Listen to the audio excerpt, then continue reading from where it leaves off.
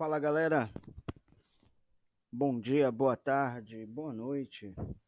Aqui que está falando é o professor Tom Souza, professor do Paulo Freire, né? Professor de Geografia. Hoje, galera, estamos aqui para levar até você conhecimento geográfico, né? Galera, eu gostaria que você pegasse o seu livro, né? E desde já abrisse o seu livro na página 85. Hoje nós vamos dar aí continuidade ao estudo, né, do nosso livro, Manual do Educador. Desculpa. Então, galera, eu gostaria que você pegasse o seu livro na página 85. Gente, hoje nós vamos falar sobre o nosso planeta, né? Então, lembrando, galera, que existe um longo processo, né, até a formação do nosso planeta. Pois bem, gente, nós vamos estudar as características do nosso planeta, né? E as suas condições naturais para a existência de vida. Lembrando, gente, que quando você fala do nosso planeta, nós temos primeiro que entender a nossa localização no universo, né? Então, a Terra é um dos bilhares de astros, né, que constituem aí o nosso imenso universo. Nós estamos localizados na periferia de uma galáxia, no caso seria a Via Láctea, né?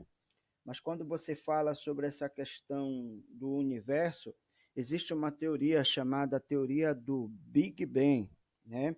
A teoria da grande explosão. Então nós vamos perceber que a partir daí nós vamos ter uma ideia, né, que foi proposta no início do século XX, e aí nós vamos perceber que essa teoria diz o seguinte, que toda a matéria, né, que já existia e tal, estava concentrada num único ponto, né, do tamanho da cabeça de um alfinete. E aí nós vamos perceber que a concentração foi tão grande que provocou a sua explosão.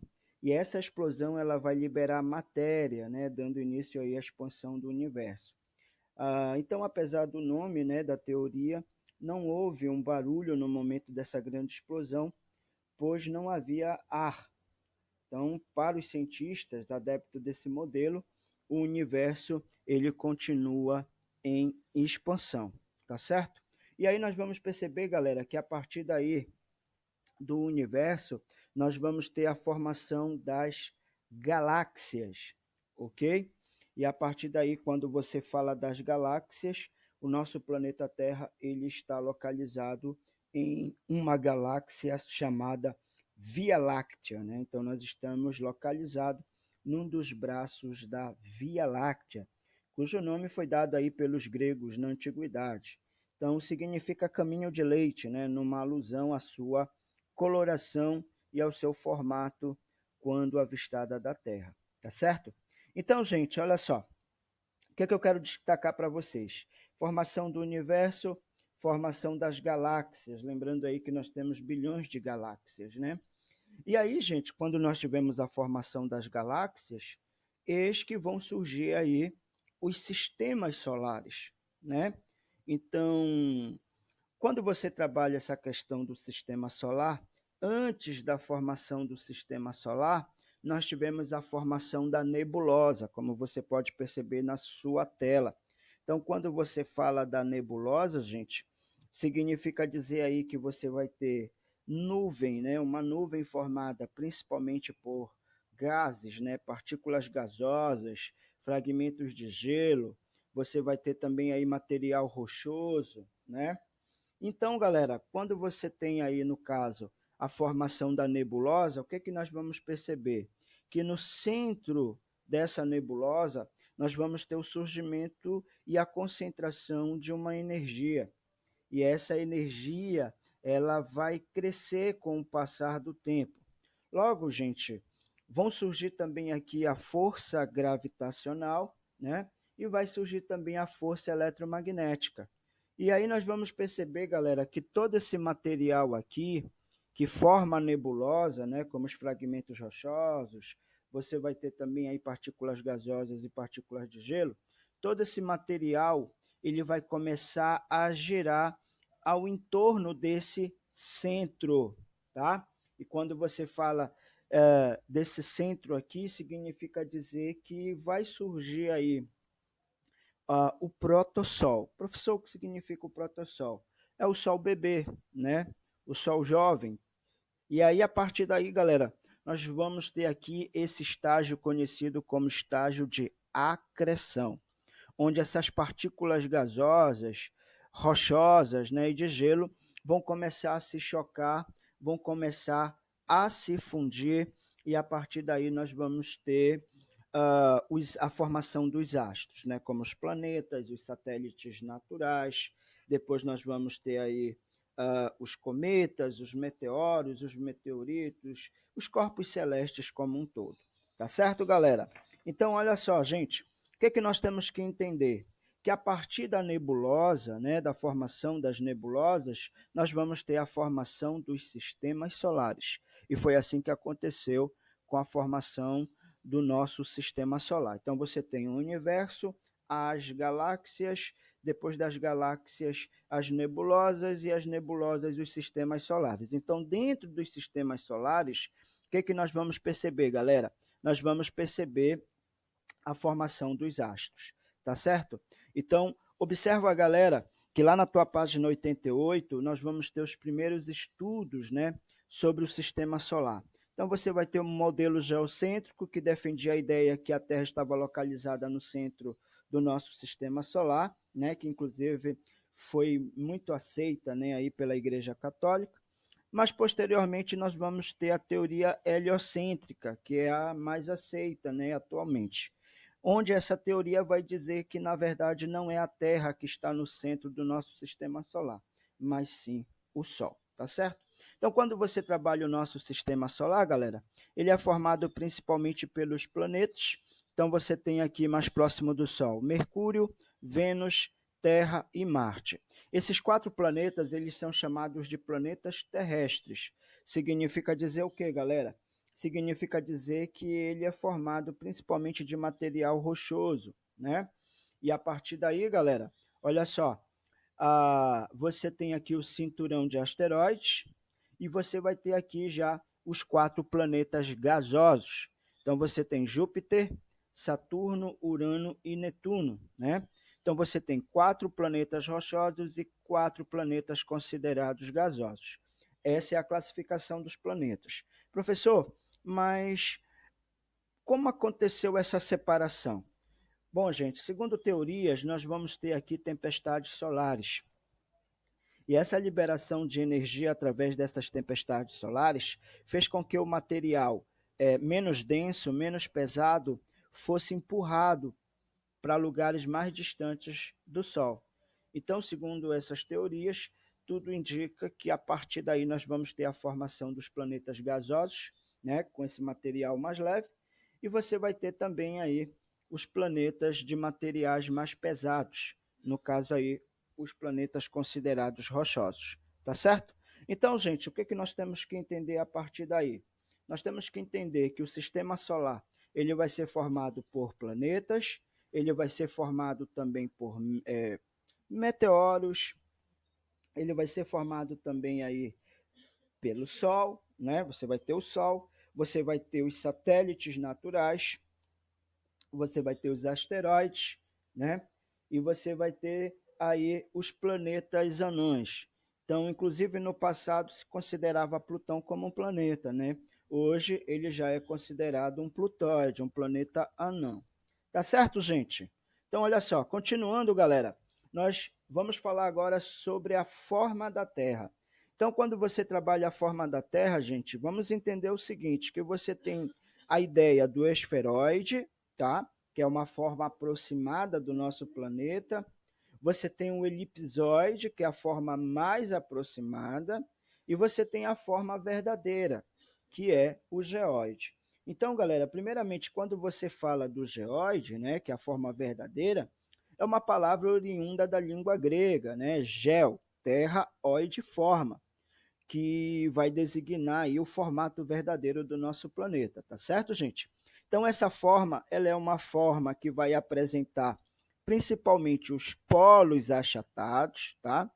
Observa só, os polos achatados e um abaloamento na região central. Então, a gente está falando aí do elipsoide, né? Então, o elipsoide é a forma mais aproximada, como se fosse um ovo deitado.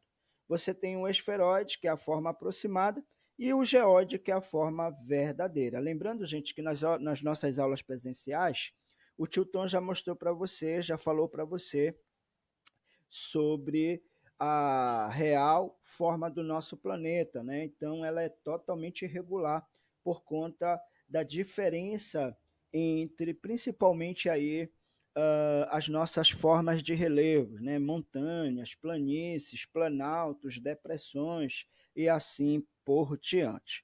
Olha só, galera, nós vamos partir da ideia aqui do elipsoide, né? Como você pode perceber, o elipsoide ele já vai ter os polos achatados e um abaloamento na região central.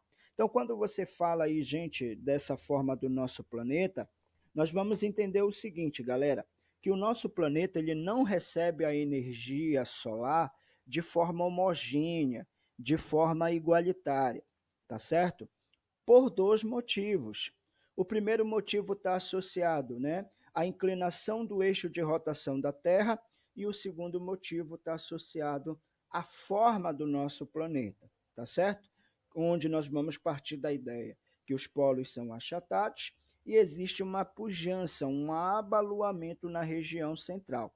Isso vai fazer com que a superfície do nosso planeta ela receba de forma diferenciada essa energia solar. Tá bom, galera? Então, nós estamos na página 88, indo para a página 89. Então, o que é que nós vamos perceber? Que a partir daí, né, desses dois fatores, né, a inclinação do eixo de rotação da Terra e o abaloamento, né, da região central e o achatamento dos polos, forma da Terra, e também a inclinação do eixo de rotação da Terra, nós vamos perceber que a energia solar vai chegar de forma diferenciada na nossa superfície. Isso significa dizer, galera, que o nosso planeta ele vai ter aí zonas, né? Nós vamos chamar de zonas climáticas, tá certo, galera? Então, quando você fala dessas zonas climáticas, lembra que você vai ter as zonas polares, as zonas temperadas e você vai ter a zona intertropical.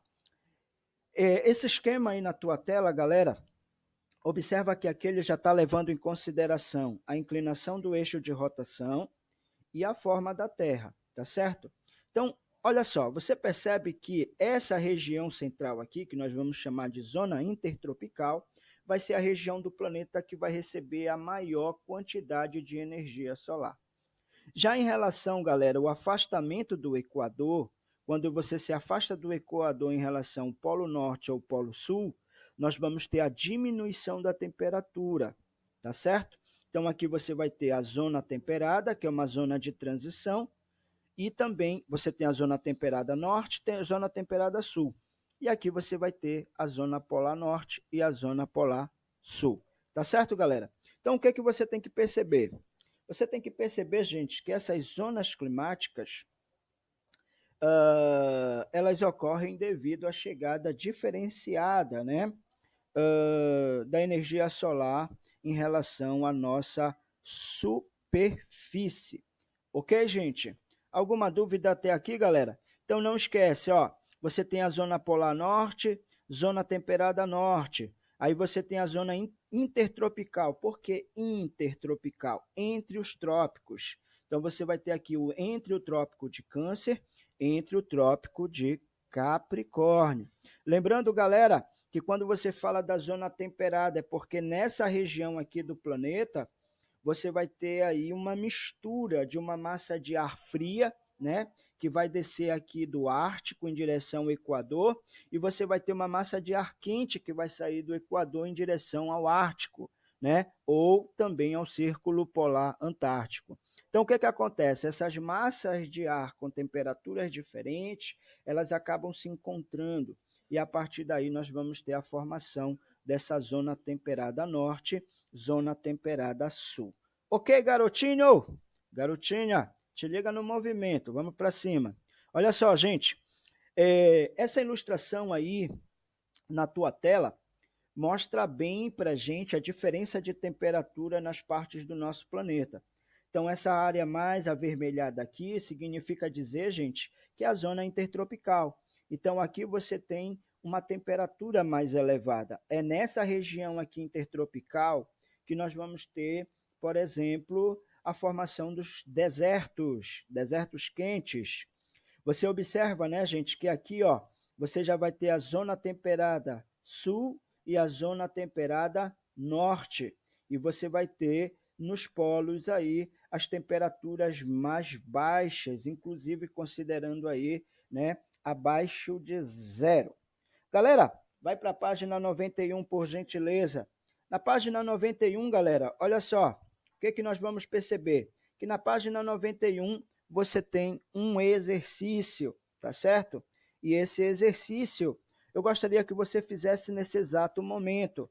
O tio Tom, ele vai te dar aí 20 minutinhos para você fazer esse exercício. Então eu gostaria que você, primeiramente, presta atenção, filhão, desse uma pausa nessa aula e fizesse sozinho essas questões.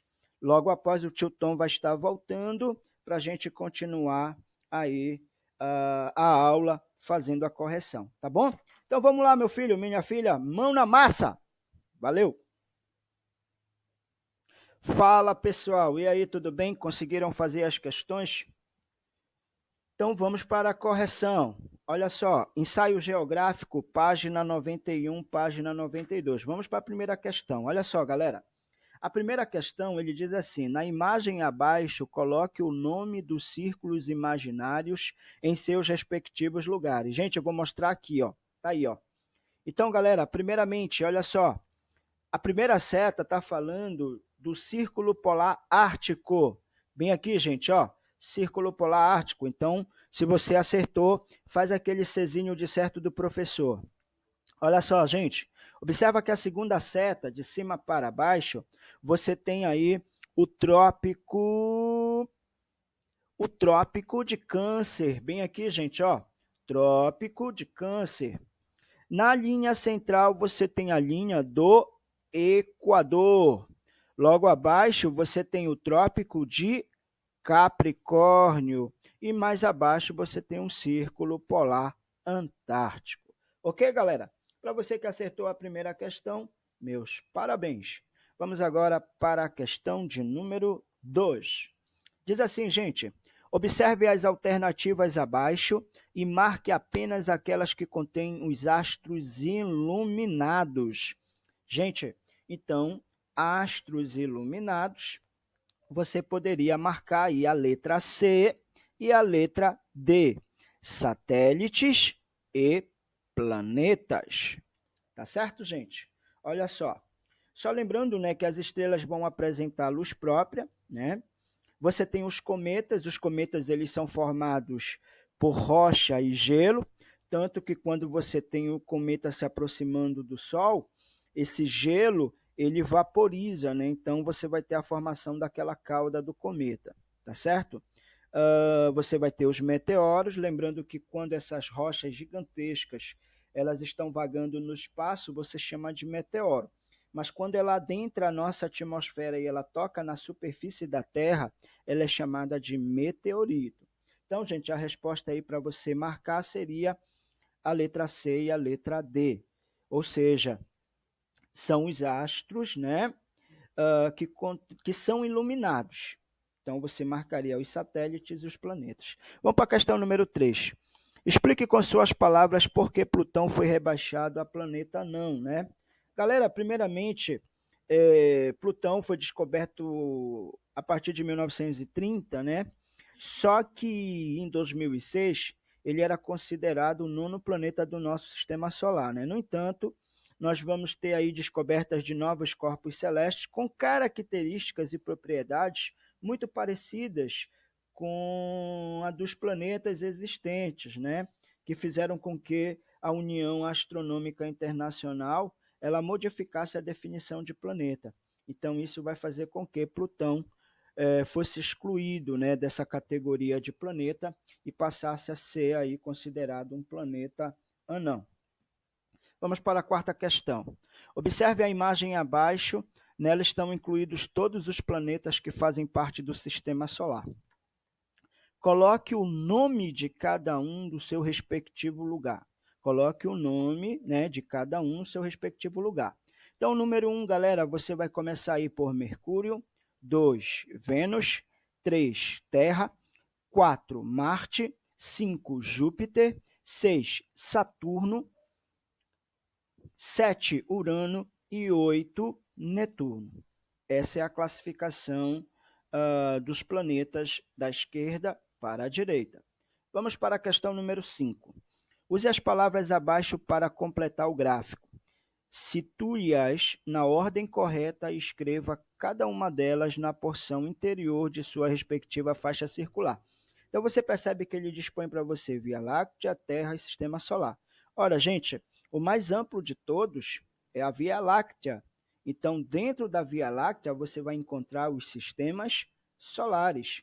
E dentro dos sistemas solares, você vai encontrar os planetas. Então, a sequência seria o círculo maior, Via Láctea, o círculo do meio, Sistema Solar, e o círculo menor seria a Terra. Tá bom, galera? Quero agradecer a tua atenção e quero agradecer a tua participação e a tua companhia. Lembrando, gente, que na próxima aula, se assim Deus nos permitir, estaremos dando continuidade a este assunto a partir da página 93. Muito obrigado, galera. Fiquem com Deus. Valeu. Tchau.